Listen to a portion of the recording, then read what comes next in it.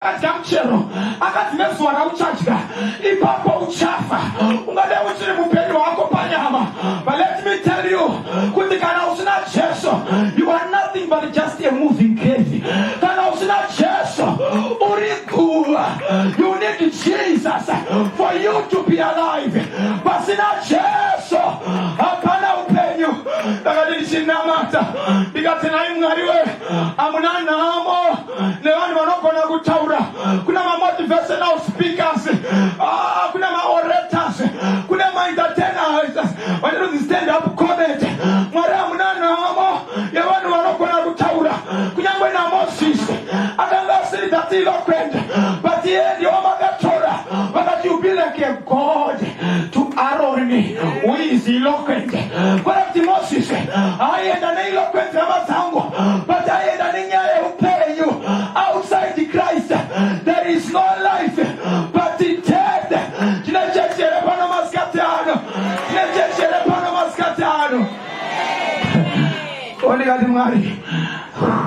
Pamusaka nono akadai mwari chicha muri kuda. Dava no kuna kutaura vakawanda. Ndimara msukutsvaga eloquence. Asina anokaka mamunomushandisa. Ndiuye nyumari isatsiswe. Mwari ndokubva ndizarurira. Zvikanzi vadzidzi vakataura. Vakati chingwa ichi hachikwani. Vakatitarisa so. Vakati vanongori mukovana. My God. Ane zvinga zvishanu. Nehowe mbiri. Ndokota medza vakati vanhu vangani. Vakati 3,000 men. Vakati 5,000 men.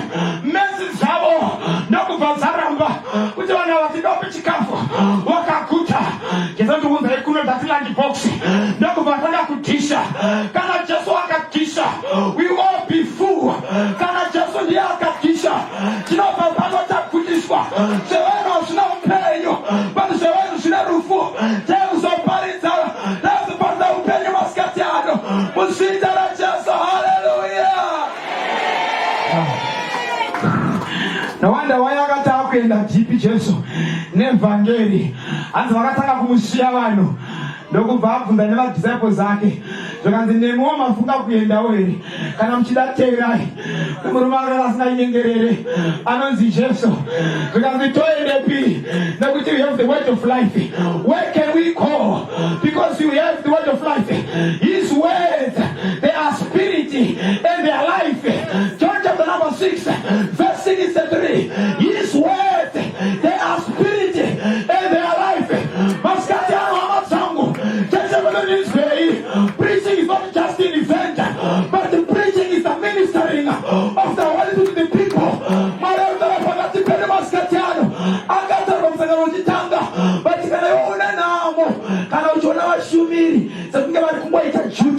Preaching is not an event, but preaching is God speaking.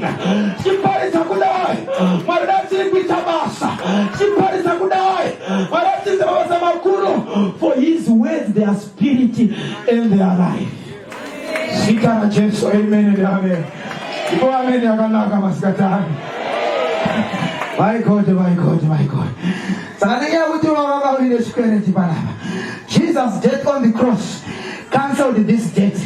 He paid the price for our sins, freeing us from the obligation to pay the penalty for ourselves. The penalty is a rufu.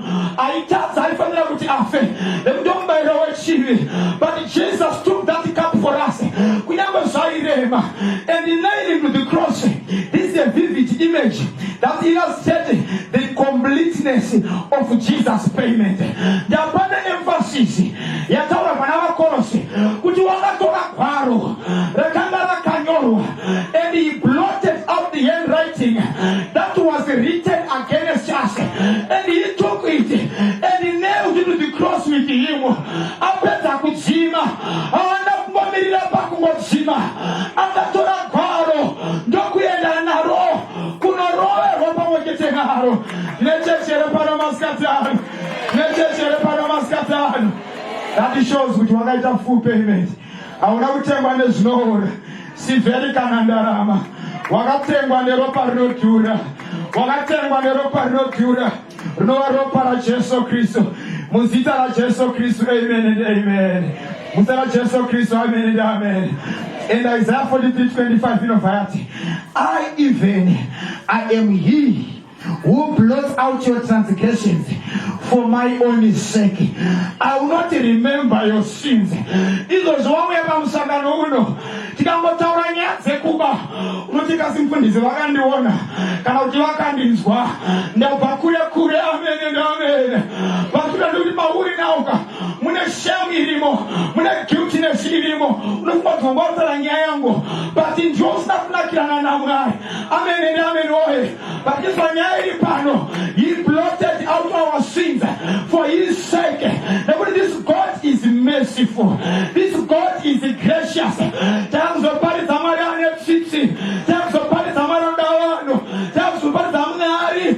Wakati na chini wa taxi. Anabeta kuna kunamata. But he died for the sinners. And you can even scarcely die for a righteous person, but Jesus died even for the sinners. And the lamb was slain even before the foundation of the world.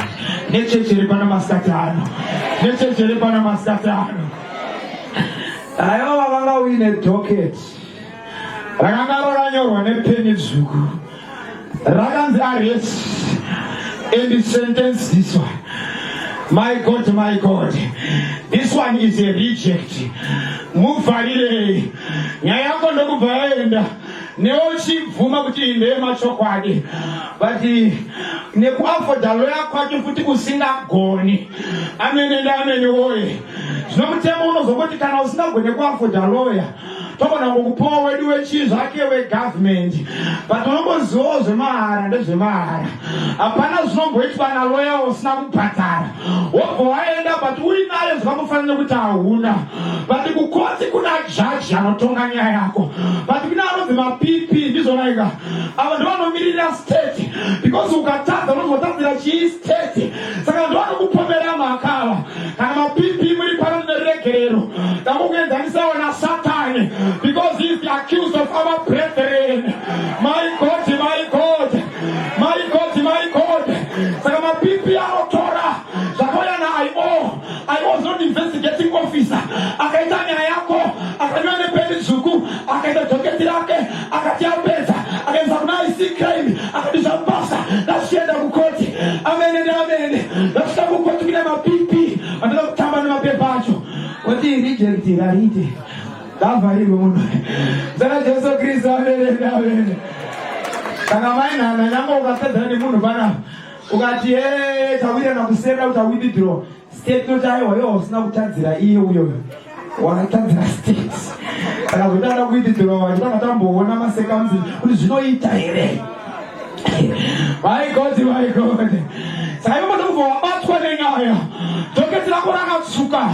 Saka muri moya nenhau dzakawanda. But kukoti kune order. Ndotoda kutonga yekutanga. Atombeseka 1. Tokutonga ne1. Kana mukuvhari muna kuvharira. Kana iyapera unodzoka futi. Tobva kutonga futi. Amen and amen oye. Unokumudza life injeuri ikoko. Sati dzapera kutongwa. Kana kupizira wafira imomo. Amen and amen oye. Ndozovanga wakaita wewe. Rako doketi unanga rakatsuka. Wakanga uri black book iwewe. Wakanga uri wegerena. Wakanga usina munari. Waiti uri muproselyte. Umaita mari wemupocha. Wakanga uri muheteni. Utazvimapira nekutambira mashavi. My God, my God. Thank God for Jesus Christ. Uri condemned kudaro. Haunanga na lawyer. Mari futa hauna. Wakamira mubhuti. Nyaya yako yobva yaverengwa. Jaji yobva ati panhau yake yekutanga panoda fine ye $10,000 kana kuti anoita 36 months ari muprison. Iwo today zvainze $50 hauna. Wotomboona kuti pana pachasara kuenda kudark room. Uye pandakabveke ndiri kurimandi kune tsiki dzine chiye. My God, my God. Wakutadzira kudzokera so kuchivhani cheche. Ndakuramba ndiri mumakaki. Wobvaona lawyer. Wofuna kubhadharira something. Wobvati Jackson my Lord. Mbonira izisoma. Tinechese panapa. We have only one mediator between God and man. The man is Jesus Christ. He is our advocate. Tinamurari. Akagara kuruchika baba. Ndipemeni yakanaka maskatano. Ndipemeni yakanaka. I caught. I admit he is guilty. But under 10,000, 12,000 dinayo. Dinama savings and I I'm ready to give those savings at the expense of my only life and my children. I'm ready to pump out over with the ones in my PPA, Eco Cash, my swipe it, now I swipe my USD. Once Capelli Calpano, no power and a call, the 10,000 tukasema pipi msakanga nwega ukimchinda yane awanda any judge do fight awanda anoziva lawyer uyu and they are friends ovati mozambo pharmacy kuti lawyer we abhatare munomari ovati kuda kwe this man ka ndipe kuno jocket rake ovasa chinovati pardoned all other cases ovati the case is dismissed. Oh my God, my God, my God, my God, my God, my God, my God, my God.